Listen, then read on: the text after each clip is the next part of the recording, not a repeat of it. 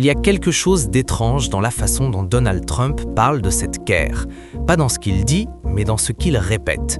À chaque prise de parole, à chaque question de journaliste, la même réponse revient. 4 semaines.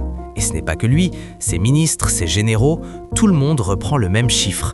Comme un mot d'ordre, comme si quelqu'un avait distribué le script. On a déjà entendu ça. En février 2022, Vladimir Poutine lance son opération militaire spéciale en Ukraine. Les analystes russes parlent de 4 jours, peut-être 2 semaines. Kiev tombera vite, disent-ils. 4 ans plus tard, la guerre continue toujours. Les présidents en guerre ne donnent pas de calendrier, parce que la guerre ne respecte pas les calendriers.